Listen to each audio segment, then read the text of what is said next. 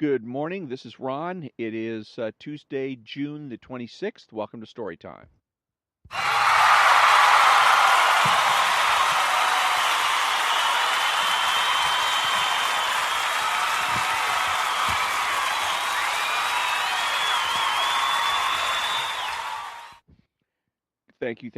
Thank you. This is Ron, your host, the only true conservative in the United States of America, speaking to all the butchers, bakers, and candlestick makers.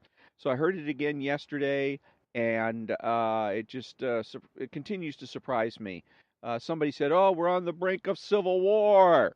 I think I heard it on the John and Ken show. We're on the brink of civil war. No, we're not. BS. Bovine scatology.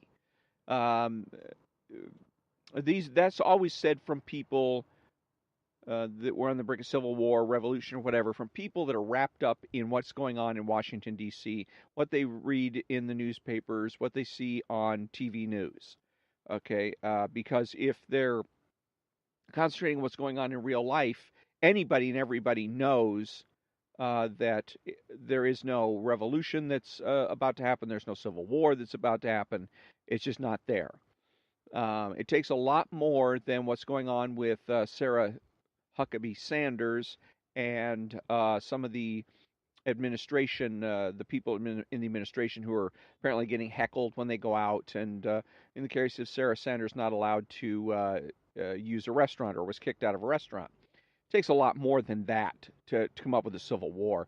And again, what's important is what is happening in everyday life, not what's going on in Washington, D.C., not what the pundits are saying, not what the news people are saying, not what the political activists are saying, but what you and I are saying. We are what's important. And when you go to the grocery store, when you go to Starbucks, when you go to get gas, when you're out and about doing your everyday duties, when you're at work, you're going to notice that people treat each other and act completely differently from what you're seeing in the news in about Washington, D.C. When I'm out and about, people are relaxed, they're calm, they're funny, they make jokes, they are courteous, they are kind and respectful to one another. It's a complete disconnect between what's going on Main Street and what's going on K Street in Washington, D.C. And that's what's important, is what's happening with you and me. And that's, again, the emphasis of this show is to talk to people, talk to other erstwhile conservatives about and getting them to understand and emphasize that if you want to defeat socialism, it's going to happen with you and me. You and I are going to do it. If we're waiting for the president, we're waiting for Congress, we're waiting in vain. It's you and I that are going to defeat socialism by defeating the rank and file average socialist, and what we experience each and every day is what's important. A classic example of that was when I was an attendant, a parking lot attendant, and so I was. It was a parking lot in which there were some retail establishments, including a restaurant. And so I was doing my job, and I happened to go into the restaurant. I think the proprietor, it was a brand new restaurant, just opening, grand opening, and invited me in to have a bite to eat, get a little sample or something. And then after I'd gotten something, he took me aside and said, "By the way, one of my customers told me that there's a Nazi in the parking lot." And apparently this customer was referring to me as the Nazi and saying that I was taking down information, including license plate numbers, et cetera, et cetera. Now, he seemed to be telling me this not as a complaint, but just as an FYI. I think it was one of those BOLO situations. Be on the lookout for this Yahoo that's running around calling you a Nazi. He didn't say it exactly like that, but that was the general tone of the way he related this to me, kind of a heads up situation. So, and I remember that there was a person, it was actually him and his wife or girlfriend or whatever, but a middle-aged guy that was acting like he was about 10 years old. I was going around the parking lot doing what I was told to do by my supervisor, which was to make note of license plate numbers and keep track of how long people are staying in the parking lot. Not so much for the purpose, I think, of citation, but of creating various policies in order to best utilize the parking lot. But in any case, my job's to go ahead and take it down. And I remember there was this guy that kept sneaking around and sort of spying on me, and then he'd run over and look over my shoulder to see what it is I'm writing on my notepad. And I thought, well, I just wrote him off as a weirdo. It's just some classic weirdo. And it turns out he was the one that was then calling me a Nazi. So here he is, Mr. Lefty, and it's classic of the lefties because they're childish. They're absolutely childish. And children, and the way children behave, are their role models. And I'm not kidding. It's absolutely true. These are people that don't want to grow up, don't think they have to grow up. So and then of course everything that they object to is somehow Nazi or fascist or whatever. It doesn't ever occur to the left that, hey, I'm just doing my job. No. And not only that, but the fact that he's doing this because he knows I'm on duty. He knows it's safe. And that's one of the things that the left likes to do. They don't like to take risks. They're not going to go out and they're not people that are going to put up skyscrapers. They're not people that are going to speculate in the stock market. They like safety, and when they're doing their protests and whatnot, they like to have the same thing. And in this particular case, he was with his wife, who could act as a witness just in case I decide to go off on this guy. And I'm employed, and I believe I was wearing some kind of an identifying uniform. It may have been a polo shirt with the name of the company on it, but point is, you could tell that I was working it on the job. So again, he had in case I go off on somebody, he can retaliate by going to my supervisor and then attempt to get me in trouble or even fired. And he knows that. He knows I know that. So they're kind of cowards. The left is that way. And so that's what's important, because that's what you and I run into each and every day, is we have to deal with people like that. We have to deal with those, the socialists and their odd behavior, their quirky ways, and their stupid comments and questions, their intrusive comments and questions about who we are and what we do. And so that's what the show is about, how to deal with that, understanding where they're coming from, understanding that the left is fundamentally psychologistic, power-oriented, and childish, and being able to overcome those things. In most cases, it's about intellectualizing the conversations so as to take away their power. And in other cases, you can actually use psychologistic tools and techniques against them. So if you really want to really frustrate the left there, that's what you would do. But again, that's what's important. It doesn't matter about Donald Trump or Sarah Sanders or any of the others, in part because there's nothing I can do about it, number one. And number two is they have plenty of resources to deal with it themselves. When Miss Saunders was denied the opportunity to eat at what Donald Trump has called a very dirty restaurant, who came to her defense? None other than the President of the United States himself. What president is going to come to my defense, your defense? When I was being called a Nazi by this guy in the parking lot, who tweeted out on my behalf? Nobody. So it's the same thing. You and I, we're pretty much on our own, whereas the people in Washington, they may be people I voted for, they may be people that I root for, they might be people that I care about in a certain way indirectly, but ultimately they have the resources to be able to deal with these problems, a lot more resources than I do or you do. So now, when I come back, I'm going to be reading from the Black Book of the American Left.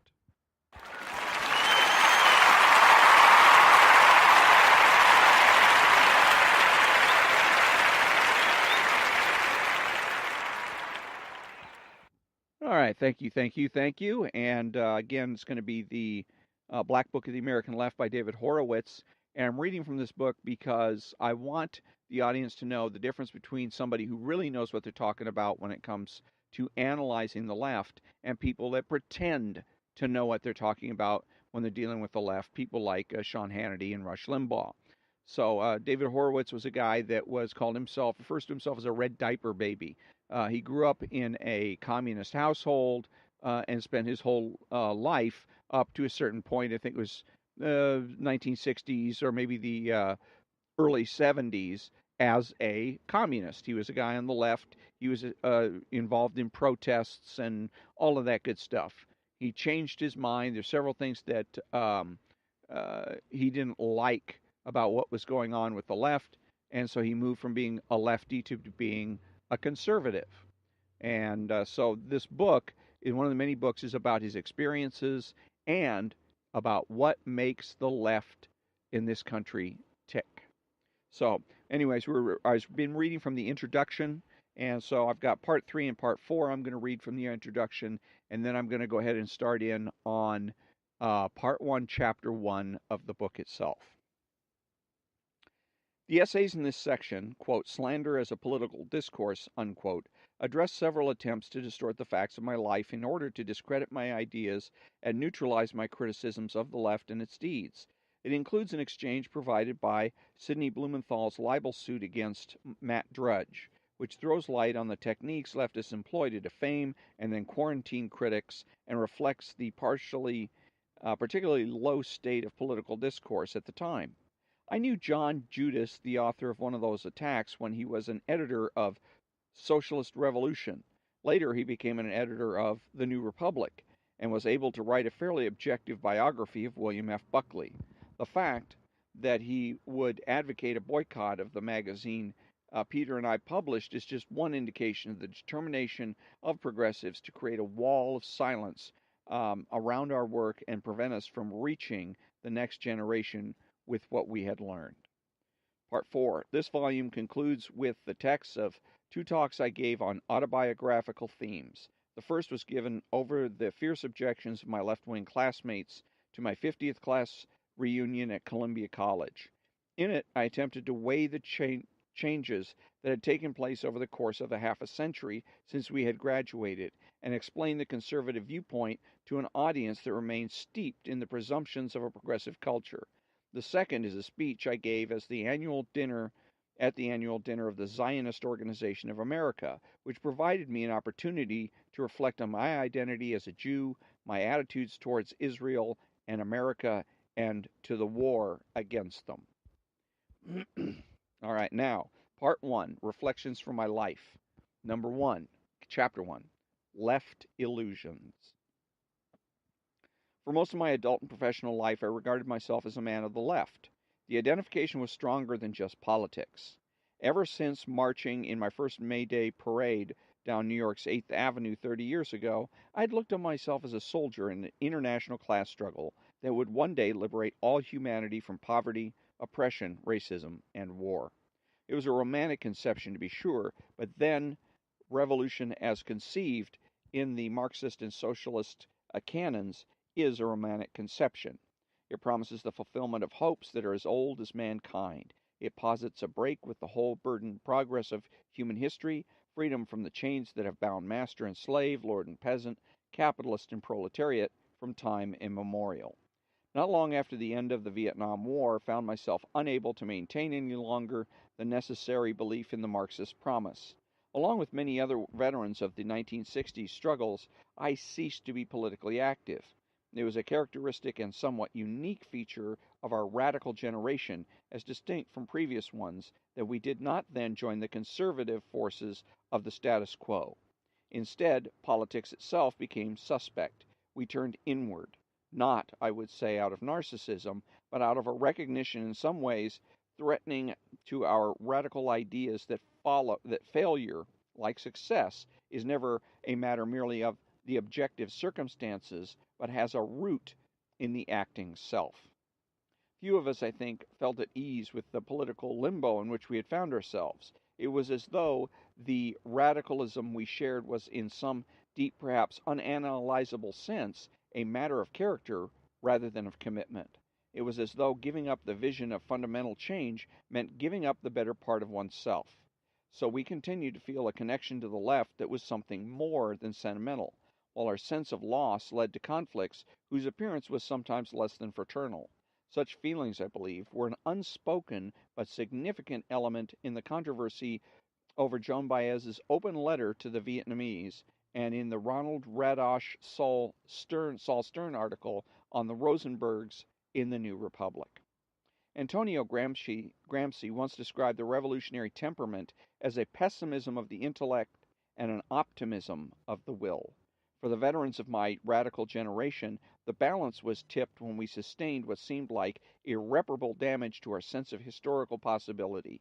It was not even so much the feeling that the left would not be able to change society, it was rather the sense that in crucial ways the left could not change itself.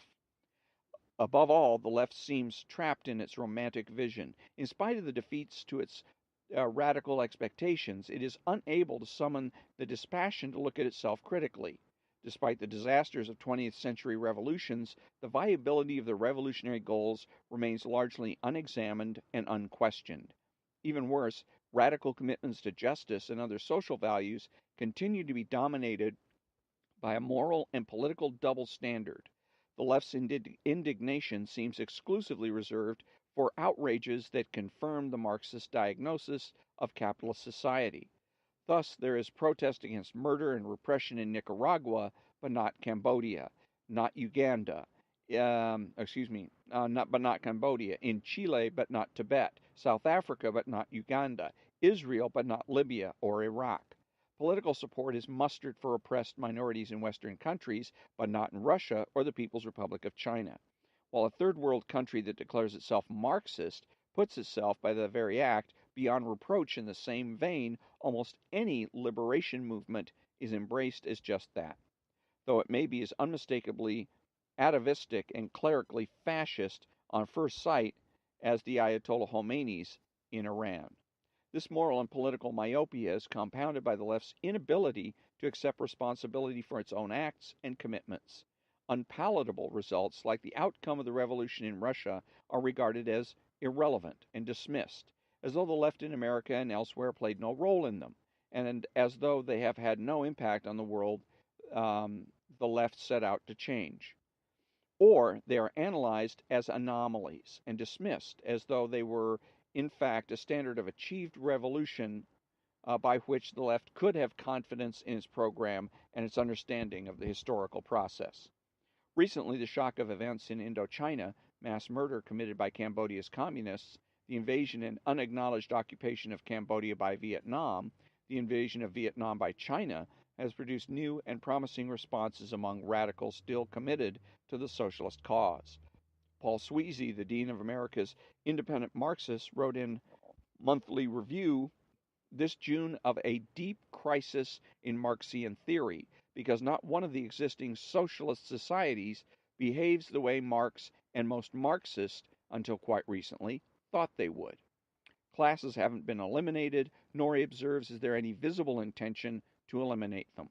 The state, far from disappearing, has grown more powerful, and Marxist regimes go to war not only in self-defense, but to impose their will on other countries, even ones that are also assumed to be socialist. The current dimensions of the left's intellectual crisis is more readily grasped in a writer like Noam Chomsky, who, as an anarchist, has never had illusions about existing socialisms and has no attachment, intellectual or visceral, to pristine Marxism. Chomsky's intellectual integrity and moral courage, to my mind, set a standard for political intellectuals, yet in a manner that is not only characteristic of the non-Trotskyite left, but seems endemic to its political stance. Chomsky refuses to devote his tenacious intelligence to a systemic scrutiny of socialist regimes or even anti-Western regimes of the Third World. Thus, in a passage from his new book, Language and Responsibility, Chomsky criticizes the absence of socialist journalists in the mass media and comments, quote, "In a sense, we have over here the mirror image of the Soviet Union, where all the people who write in Pravda represent the position they call socialism. In fact, in a certain variety of highly authoritarian state socialism, unquote. Chomsky attributes this conformity to, quote, ideological homogeneity, unquote, among the U.S. intelligentsia and to the fact that the mass media are capitalist institutions. Chomsky then offers examples of press conformity in connection with the Vietnam War and concludes, quote, it is notable that despite the extensive and well-known record of government lies during the period of the Vietnam War, the press, with fair consistency, remained remarkably obedient and quite willing to accept the government's assumptions, framework of thinking, and interpretation of what was happening, unquote. The questions I find myself asking when I read these words just now are, by what standard does Chomsky judge the obedience of the American press remarkable? Is there a national press that is not obedient in the sense described? Does Chomsky mean that the American press was remarkably more obedient to its government during the Vietnam War than other national presses would have been in similar circumstances? Looking back at those events from the present historical juncture, one would be inclined to say exactly the reverse. Not only did the American press provide much of the documentation on which the anti-war movement's indictment of the American war effort was based, including the My Lai atrocities, but in defiance of its government and at the risk of prosecution for espionage and treason. It published the classified documents known as the Pentagon Papers, which provided a good deal of the tangible record of official lies to which Chomsky refers. This is not to say that Chomsky's characterization of press subservience is wrong, but rather to put the criticism in perspective. Within the framework of ideological conformity and institutional obedience that Chomsky rightly deplores, a body of dissent developed during the 1960s which has continued to influence the conduct of American foreign policy and the structure of international relations in the present decade. Who would have thought 10 years ago that the anti-American revolution in Iran, the linchpin of America's imperial interests in the Middle East, would not trigger an immediate American military intervention? Who would have believed that the 25,000 military advisors in Africa's civil conflicts in the 1970s would be Cubans rather than Americans? Consider, too, for a moment, Chomsky's misleading comparison of the Soviet and American presses as mirror images. In fact, the ignorance imposed on the Soviet public by government-controlled media and official censorship is mind-boggling by Western standards. At a bare minimum, the information necessary to carry on a public debate over government policies in areas such as foreign policy and defense is not available to the Soviet citizen, who would be forbidden to use it if it were. Censorship is carried to such an extreme that the Soviet citizen may be uninformed about such non-controversial threats to his well-being as natural disasters, man-made catastrophes, or even military provocations by the United States. When Washington mined Haiphong Harbor and dared Russian vessels to challenge the blockade, a crisis compared at the time to the 1962 confrontation over Cuban missiles ensued. For 20 days during this crisis, the Soviet people were not informed that the mining had taken place. The purpose of the blackout was to allow the Soviet leadership to capitulate to the American threat without domestic consequences. Why bring this up? Why dwell on the negative features of the Soviet system or of other communist states, which in any case are widely reported in the American media? What is the relevance? These are the questions the apologists of the left raise when they are confronted by the Soviet case. Unfortunately, the consequences of ignoring the flaws of practical communism are far-ranging and real. To begin with, the credibility of the left's critique is gravely undermined. Chomsky's article is a good example. The American press does not look inordinately servile when compared with its real-world counterparts, and especially its socialist opposites. Only when measured against its own standards and the ideals of a democratic society does it seem so. Yet it is Chomsky who raises the Soviet comparison, precisely because the United States and the Soviet Union are in an adversarial relationship, a political fact of prime importance that the left often prefers to ignore when it suits their purposes, and he does so in a misleading way. The result is that his argument is vitiated, or at least seriously weakened. For anyone who has not internalized the special expectations of the left that a future socialist press would be really independent, critical, and accurate. Latent in Chomsky's critique is a comforting illusion, namely that the left's failure to sustain itself as a political force with a radical alternative social vision is due to the absence of socialist journalists in the capitalist media, rather than to its own deficiencies, the failure of the left's ideals in practice, its moral inconsistency, its inability to formulate and fight for realistic programs. In short, the fact that it cannot command moral and political authority among its constituencies. The blind spot toward the Soviet Union provides a good instance of the left's lack of political reform or realism. The Soviet Union is one of the two predominant military powers in the world. That alone makes it a crucial subject of any contemporary political analysis that claims to be comprehensive. Radicals often seem to think that Western policy can be explained independently of Soviet behavior by reference to the imperatives of the system, the requirements of the disaccumulation crisis, etc. This was always a weakness in the radical perspective, but now, as a result of the continuing development of Soviet power in the last decade, it has passed a critical point and has become crippling. During the 50s and even in the 60s, the Soviet Union was significantly weaker militarily than the United States. The celebrated missile gap was all on the other side.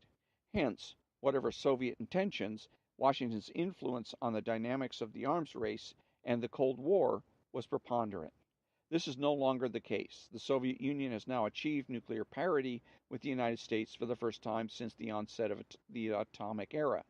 This profoundly affects, among other things, the Soviet ability to intervene in political and military conflicts outside its borders. The political pendulum has also swung in its favor. In an earlier day, John Foster Dulles used to attack the non-aligned states for immoral neutrality.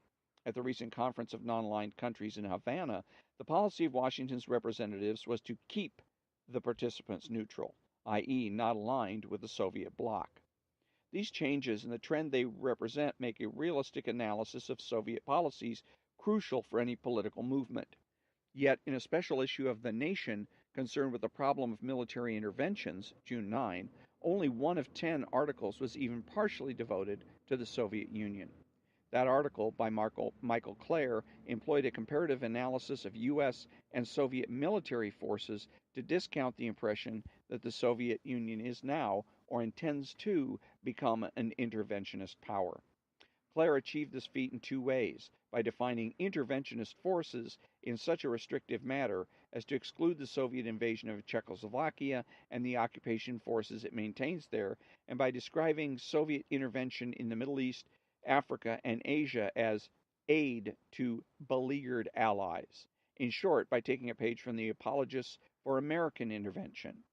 When Clare was compelled under his own ground rules to admit that some Soviet missions had the look of an interventionist force, he quickly denied the implications, saying, quote, "But it is important to remember that the units involved are seen by Moscow as being on loan from their normal defensive mission, and so would be recalled the moment they were needed at home," unquote.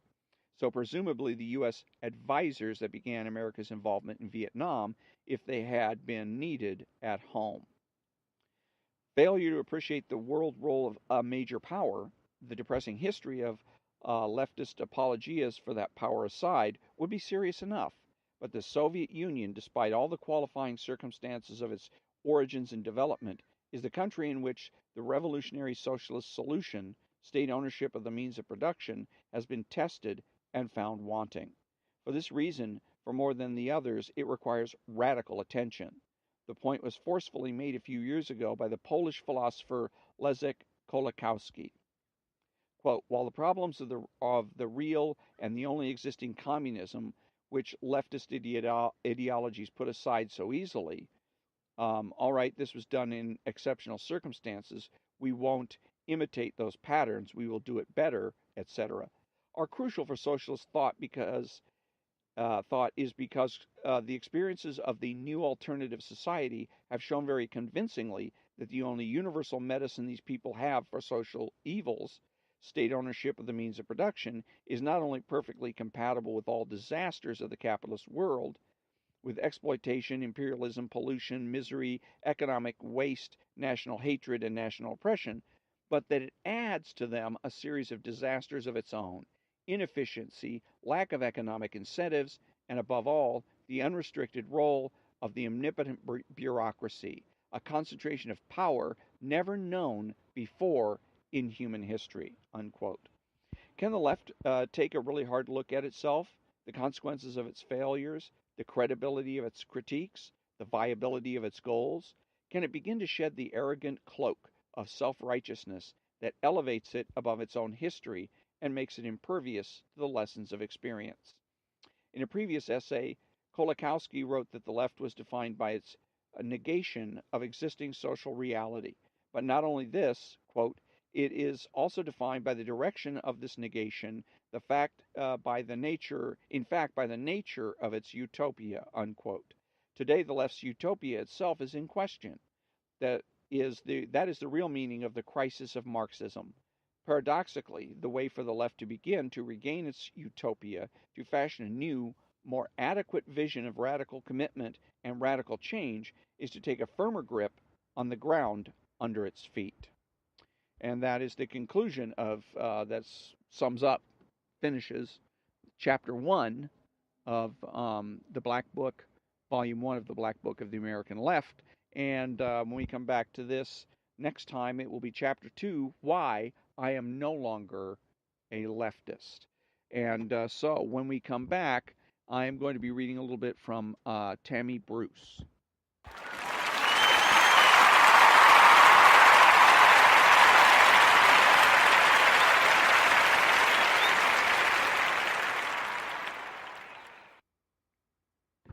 Thank you. And so I'm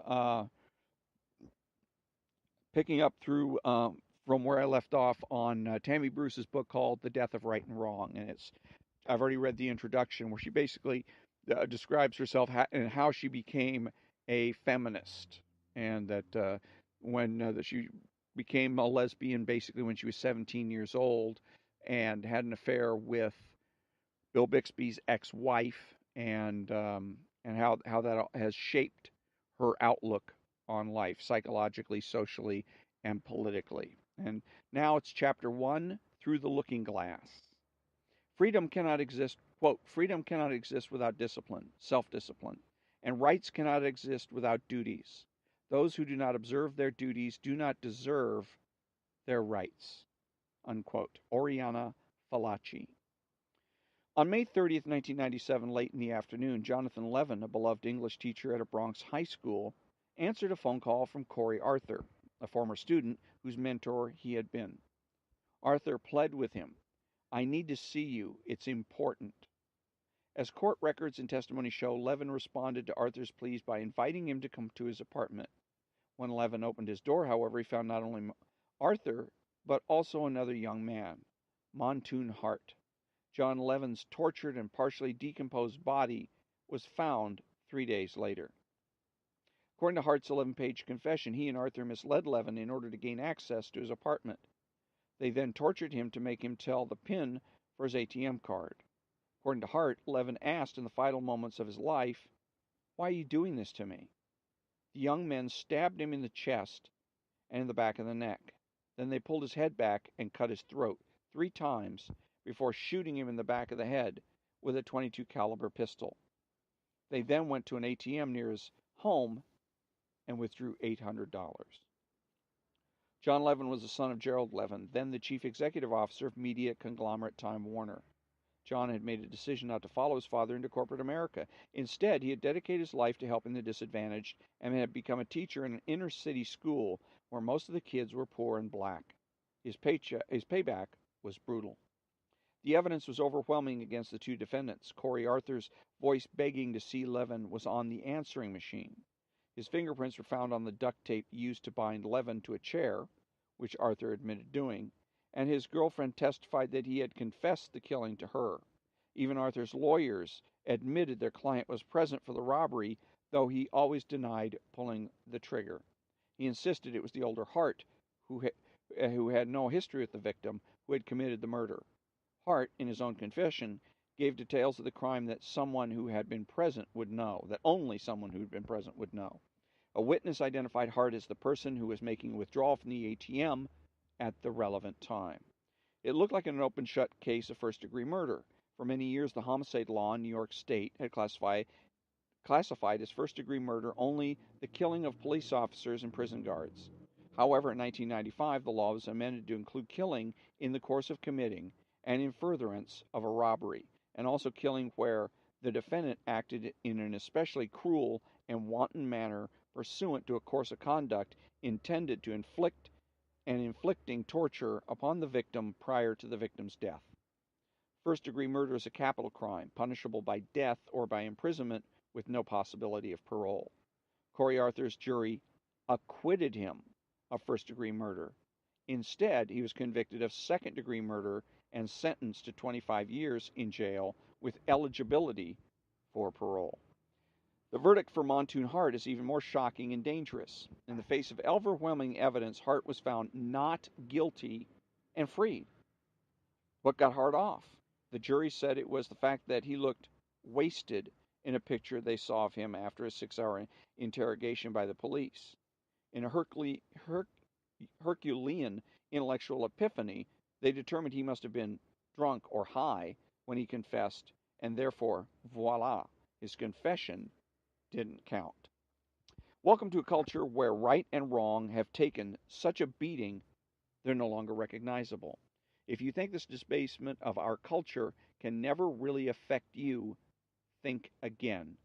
Today's moral relativism and selfish agendas are moving through the body of our society like a cancer, putting all of us at risk.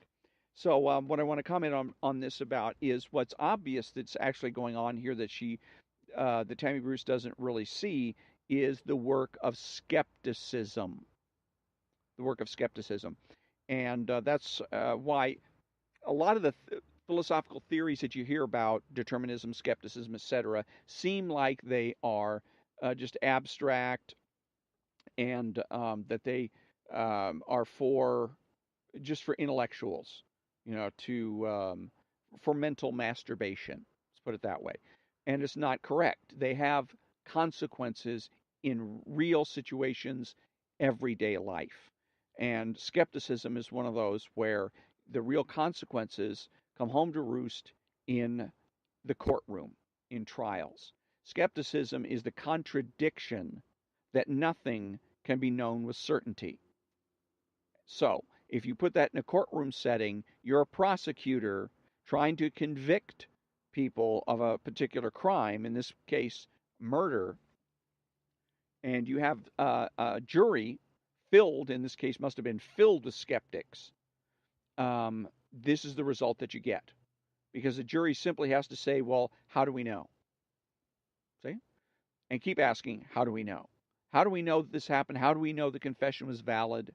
How do we know that the witnesses were accurate?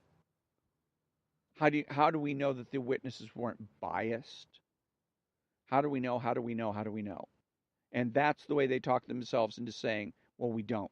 And if we don't know, then there is no evidence, and they should be found not guilty. It's also when you find juries that are hung, and usually by one or two people, in which there's plenty of evidence to suggest that the defendant is guilty, and yet there's a hung jury. The case, for instance, of a police officer in, I believe it was South Carolina, that shot a man in the back. And it was recorded. A man happened to be passing by and recorded it on his cell phone. So you could see it was not even eyewitness testimony. I mean, your own eyes. It's like everybody gets to witness it. So you put that in front of a jury, and the jury looks at a police officer shooting a man in the back running away. And then the police officer has the chutzpah to plead not guilty to murder charges. Now, much to the department's credit, he was fired immediately. He was dismissed immediately, and immediately was brought up on murder charges. But the jury was hung. How can you be hung in the face of that kind of evidence? How can you have, and they're hung by, I believe it was one or two people that hung the jury, and so that's all you need from a defense standpoint, is to have one or two skeptics. How do we know? How do we know it wasn't photoshopped? How do we know this didn't happen? That didn't happen. So that's what's going on in the court cases. And that's what is undermining our sense of right and wrong, or at least for some of us. And so let's see here. Yeah. So skepticism, determinism is another good one that affects us in terms of how our government acts. Over heavy-handed presence by the government, tobacco laws is the classic example, because determinism is the idea that we don't have free will. It's a contradiction, but the contradiction that we don't have free will and that we're forced to do everything we do by powers beyond our control. In the case of smoking, we are forced to smoke because the big tobacco companies brainwash us into smoking. And so it is the job of government to act as a counterpower to force us to stay away from tobacco. So, like I said, philosophy matters. Philosophy is important. And Tammy Bruce's little example here demonstrates that. So, when I come back, I'm going to read a quote or two from the New York City Cab Driver's Joke Book.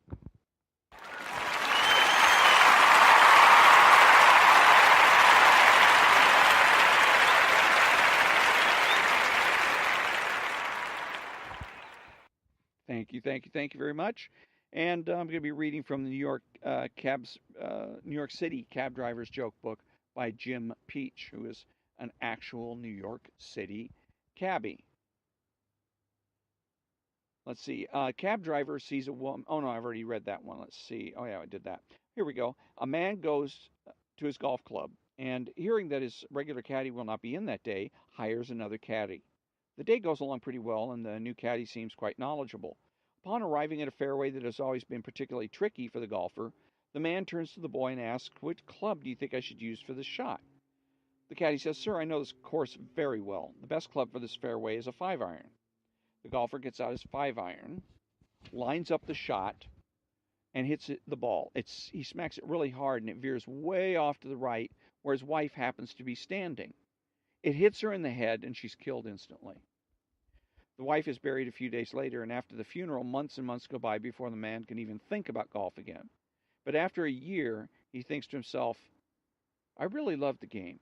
I shouldn't let it get out of my life. It was a freak accident. The game used to give me such joy. I should at least try to play once again and see how it feels." He goes back out to the golf course, and as luck would have it, he gets the same caddy. When they get to the same fairway, he turns to the caddy and says, "Which club do you think I should use for this shot?" The caddy says, "Sir, I know this golf course very well. The best club for this fairway is the 5-iron." The man turns to the caddy and shouts, "You bastard. I played here a year ago, and you told me to use the 5-iron, and I missed the green completely." And on that note, we end another episode of Story Time. I want to thank you for joining me, and until next time, have a great day.